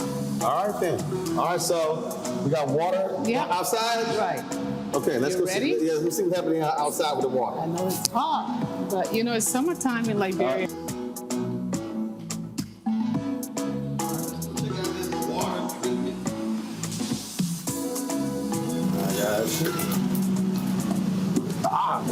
Don't worry about it. It hit my head. I'm good. Don't worry about it. Oh, I got a hard head. Don't worry about it. All right, here we go. All right. So this is the backyard. This is the back. Yeah, this is the backyard. Yeah, to the multi-purpose building. And in here, we have our boys' quarters and a generator room. Then we have our borehole over there for the water factory. Okay. And so what are you producing? We're producing the sachet water. Okay. Yeah. Got it. Yeah. And then there. And you're bottling yourselves? Or what? It's not bottles yet. We're doing the sachets. Got it's it. like plastic, you know, like those plastic waters. So this is your son's project? Yeah. All right. That's your son right there? Yes. All right, cool, Doc. What's your name? All right, then. So she tells me this is your pet project. Yes. All right, so tell us about it. We have a sachet mineral water factory behind there. We produce the sachet water which we distribute in the local community. Okay. How many do you do? 600 per day right now. Wow. Okay. And when did you start? Late last year. Yeah, that's when we really started to. So I tell you, look, if your mama's an entrepreneur, you kind of got no choice but to do something. Yeah. Yeah. So this was your idea. So what? You came to her, and so tell me how that happened, and what was her reaction when it was your idea? Initially I noticed that there was a lack of safe drinking water here, so I brought it up to her, and she definitely was interested, and she started to implement, and we started putting ideas together. And then we managed to get one machine and then one truck. So that's what we've been on. So when you say, okay, so walk me through what is happening here. I see all these pipes and everything. So what's going on? So what's happening is this is a borehole, which is where we get the water from. So that's the water source. Right. And then there's a submersible pump in the borehole, which pumps the water through these pipes into the poly tanks. So then from the poly tank, it's then transported straight into the machine, which makes the water. Got it. So that's going straight into the factory. And then it passes through all the filters. So at the end there. Okay, where's the end? It's all the where the little boot is. Got it. In the corner. Got it. Okay. So you maximizing all the building space, all the land space. Okay, so what's this here? This is the boys' quarters. This is actually the first building I built before I finished this and before I built mine. Okay. Because I needed the contractors to be comfortable. So this is where the contractor stays? Yeah. Got it. Yeah. So you just got it all kind of all in one spot. Yep. Well, So cool. there we have a cold storage, imported cold storage, and then a handmade, locally made cold storages, the other two. Right. And we did that because considering the water idea, he wanted to sell frozen water also, and Kool-Aids, and stuff like that, milk, like yogurt milk, and stuff like that. So we got this. This is a cold storage. And the other second one, the white door, was for the fish because on the farm we wanted to do, like last year we wanted to do fish farming. Yeah. So our intention was we do the fish, we grow the fish ourselves, and package and freeze and sell locally. So that's locally grown Liberian cold water fish. Got it. Yeah. But yeah, so that idea is still there. Okay. We've started, on a smaller scale, and we're looking to finding the opportunity to expand on that idea because we have the ocean in Liberia, but then most of our fish is also imported. Yeah, and I'm more into organic eating, like organic food. Right. So I thought it would be wise to bring local fish, like the cold water fish. Plus, what you import, you gotta pay more. Right. Got it. Right. And then, of course, you live here. Yeah. So you got everything in the same spot. Yeah, because I want work to be keep your eye on accessible. everything. Yes.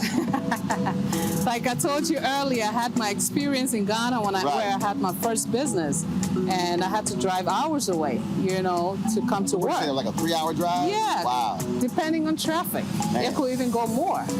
Yes. So I learned from that, and I was like, no, if I come back home and decide to do anything, I'm going to live there. so I can take advantage of. Considering you lived in the building for 3 years, I think you've accomplished that. And I lived there and ran the business, and it was very successful before COVID. So. Well, hopefully you will get back to things on and popping as it was before COVID. Yeah, but I wish we can bring a better idea and, have partners come on board so we take the idea to another level. Because I would like to see a hotel expanded behind here, like all the way in the air, and then this whole front building can just be a reception area. All right, well, you never know. You never know who's watching and listening to this. Right. So that might happen. Yeah. All right, so it's real loud over here. So let's, you're slippery right here. Okay. So this one, you talk about the 600 a day? That's what this is? Yeah. So everything coming through that, coming down, and then who's their bagging? The new bags and unpacks it. And then once it comes out of here, then you load it with the truck. On the truck. Okay. Very massive warehouse. This was the place where we're supposed to do the workshop. So this building goes all the way in the back. Wow. So now Mustafa is hoping when he can afford to upgrade the factory, he's going to expand into this space. Good. Yeah. So you get more machines and then produce more. All right then. So I'll upgrade to the bottles. Right. And that's the water. Yeah, 500 milliliters. 30 in a sack. And so, what, make a drink out of this? Just a straw or something? Just rip it out. Just rip it and drink it. And it's very safe. Rip it where? Anyway, right away. He knows how to do it. Oh, you stir it with your teeth? Or you can do it with your teeth or your Yeah, exactly.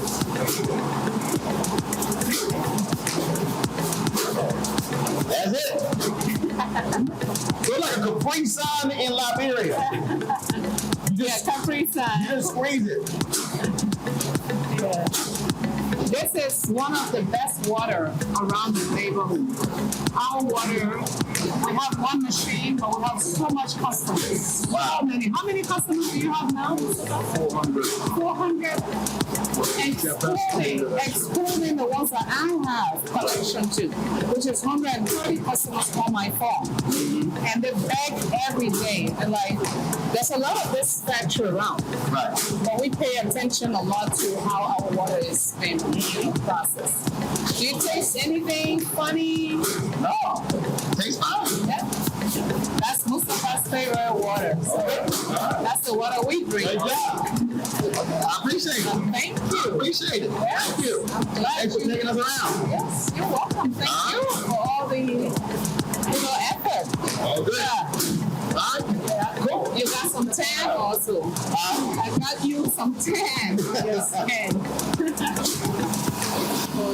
Of the population, we look at if you go in the water. That is so good. Well, you got to finish the water because you can't put the bag in your pocket and then your pocket's going to be wet. Yeah, my friend used to do it. He's like, I'm trying not to trash the street. See? There you go. I finished it. Right. Because I said, hold on, I got to finish. You can't even leave a little bit because all of a sudden it's going to be a wet pocket. So like I was saying, I hope that they can look at it from a different angle. We know we don't have all of the infrastructure and all of the attractive things happening right now compared to other countries. Right. But it would be nice if they can also come and experience life from the dimension that we as entrepreneurs in Liberia are experiencing. You know, we need 50 Cent to come here. To me, 50 Cent looked like a fella boy from my mother's village. You know, serious. You know, he can pass so easily for that, you know, and he can make so much difference and so much impact just by coming down and, you know, going beyond his, you know, his comfort zone. Right. A little. And then I say, what's this guy? Kevin Hart? Yep, Kevin Hart. Like a guy, you know, Liberians are very diverse people. Mm-hmm. So he looked like someone from the president's county. Crown, you know, Bassa.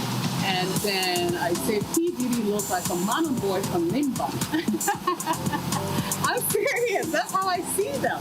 And I think... So which county am I from? You are from Lofa. you're from Lupa. You can pass so easy for looking. Really? Yeah. They all look a bit like you, and they're very productive people. They used to be the full basket in Liberia. And my country was protected at one time. Okay. Yeah. Cool.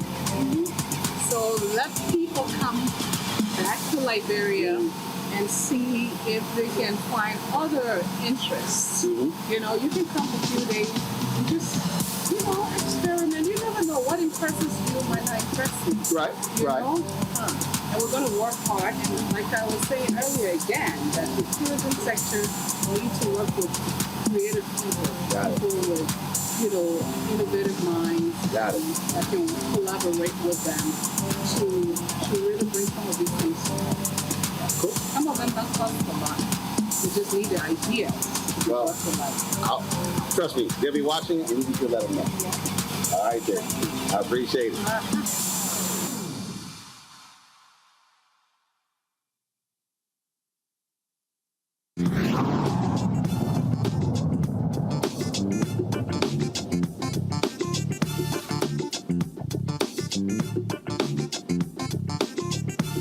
Folks, Black Star Network is here. Hold no punches. I'm real revolutionary right now. Support this man, Black Media. He makes sure that our stories are told. Thank you for being the voice of Black America, Roland. I love y'all. All momentum we have now, we have to keep this going. The video looks phenomenal. See, this difference between Black Star Network and Black-owned media and something like CNN. You can't be Black-owned media and be scared. It's time to be smart. Bring your eyeballs home. You dig?